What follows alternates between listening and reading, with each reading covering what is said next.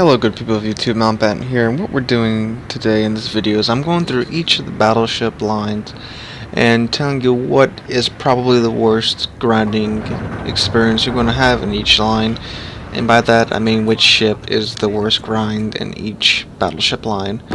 And the order we're going in is the order in which I grinded through the line. So first up is the American line, and this will come as no surprise to anyone who's been watching my channel for a while, and that is the Colorado.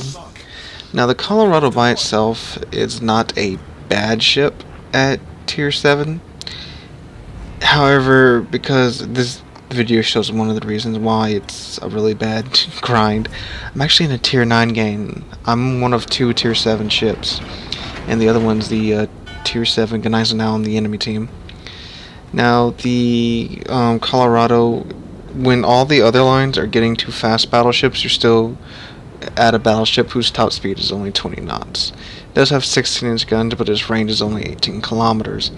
And being that you can get up to tier 9, this is really frustrating. The ship's also pretty tanky, but getting up to tier 9, only have a top speed of 20 knots. You run into situations where you can't retreat, whereas when you commit, you're committed in the Colorado. So those two main factors add up to make a very unenjoyable grind. I really did not. This was my first pain wall in World of Warships was the Colorado. However, the North Carolina that comes after it is an amazing ship, and I would have kept the ship for longer, except I really needed some credits, so I had to sell the North Carolina. And I did buy the Colorado back just for this video, after buying it back for a previous video and selling it again. But anyway, of course, first ship for the American line is the Colorado. Moving on to the German line next is actually a bit interesting what I had to do here. Because for the German line, I thought I gave myself only 2 minutes to talk about each ship, and here we go. I'm watching this back in shotcut. The German line is, don't calm down, it's not the Bismarck, it's the FDG. However, I had to sell the FDG because I needed the credits, and I kept it for a while. I never really played it after I unlocked the Kurfürst. Now, don't get me wrong, the FDG is not a bad ship in any way, shape, or form. It's an enlarged Bismarck, which is a good thing. It's just that, for me, the whole German line was a fun grinding experience. I didn't run into any places where I felt I was just stuck on a ship, and there was nothing I could do about it. The whole German line was fun. I had to choose one, and I had to choose FDG. Because the Friedrich der Grosser is just a larger Bismarck. And at tier 9, having 2 guns per turret and 4 turrets like the Bismarck, it can be a bit frustrating because you still get those really screwy German dispersion. And after going through the Gneisenau and then the Bismarck with the 2 guns per turret get up and German dispersion, it gets pretty tiring by then, and then you have to grind through tier 9, which is a very long grind with a ship like the FDG.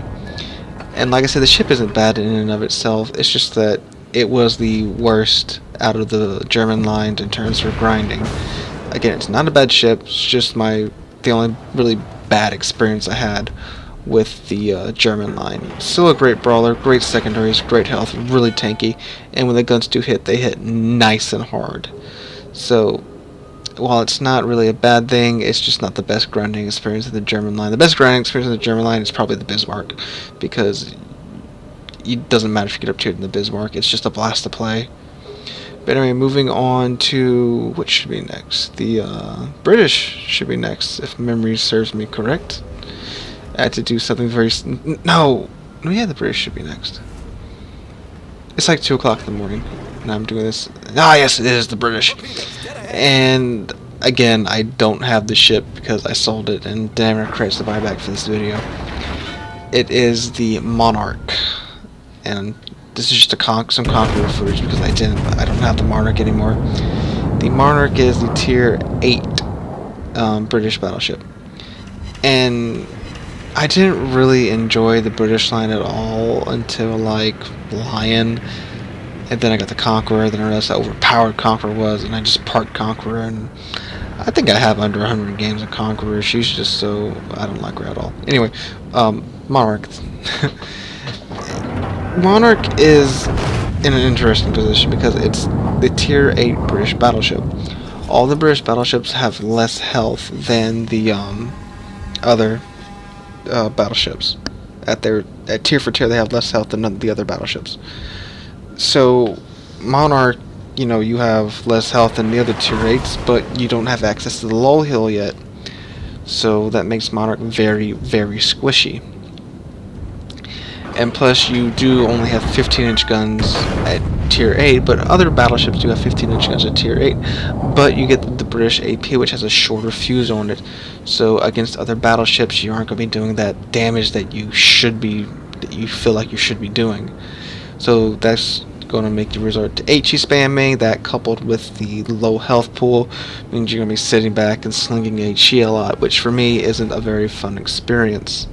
Now, once you get to the line and Conqueror, you do have the option of going closer because you do have that lull hill to offset that lower health pool. But for Monarch, you don't have that lull hill yet, so you do kind of have to resort to just sitting back and lobbing HE at everything, which for me is not a very fun playstyle.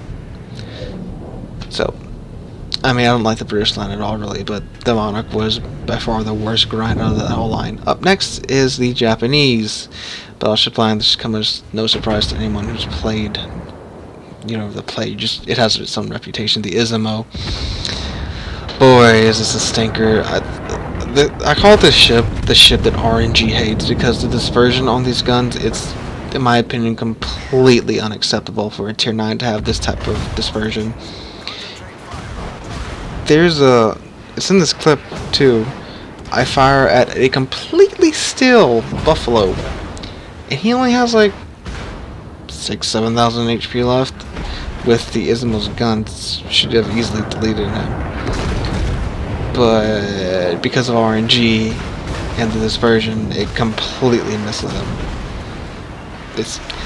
The guns have wonky dispersion, and the armor on the ship is absolutely atrocious. You will take damage from everything if they catch your sides.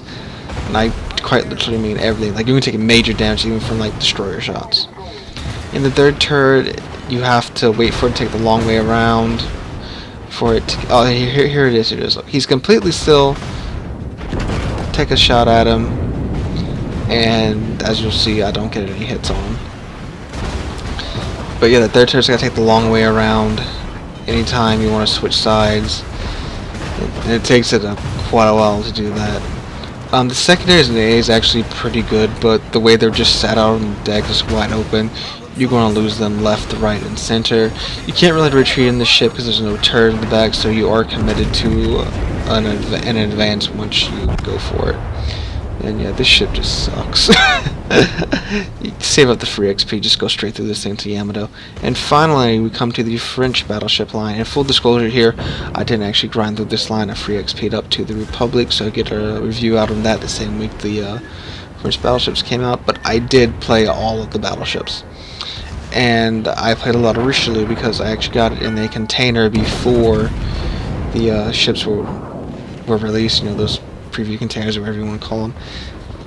And while this ship isn't in and of itself bad, it's just an unenjoyable grind because it is a tier 8 and it's basically a roided up Dunkirk. The Dunkirk's not a bad ship. I actually enjoyed Dunkirk a lot. Richelieu, on the other hand, I don't know what's up with the dispersion on the guns, but it's really, really bad and really, really inconsistent. I don't know what's up with these guns. However, when they do hit, they hit really, really hard. Ship has pretty good secondaries, and you've got the engine boost consumable, and the ship is pretty maneuverable.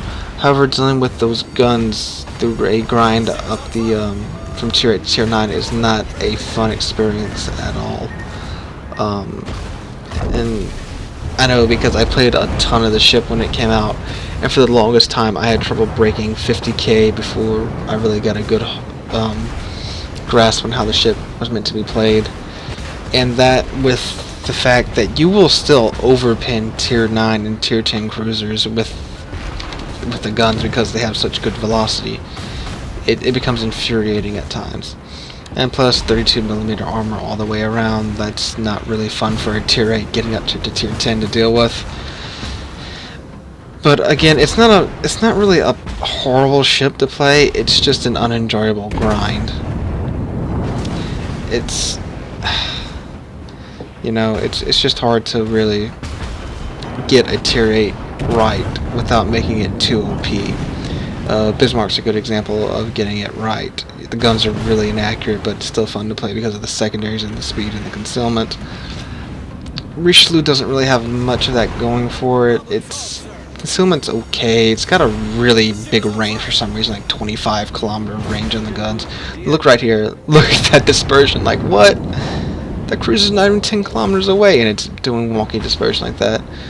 No one does it once, does it twice. It's ridiculous. And that's why I say this is probably the would be the worst grind, because dealing with that from tier 8 to tier 9, that's not gonna be a fun time.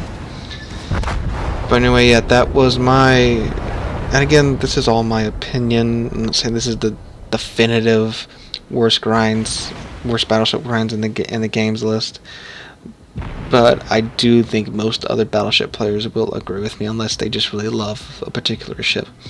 But anyway, guys, if you liked the video, drop a like, leave a comment, and subscribe. I want to push 200 subscribers, and people subscribing let me know that y'all want me to keep doing what I'm doing. Again, thank you so very much for watching, and I'll catch y'all in the next one.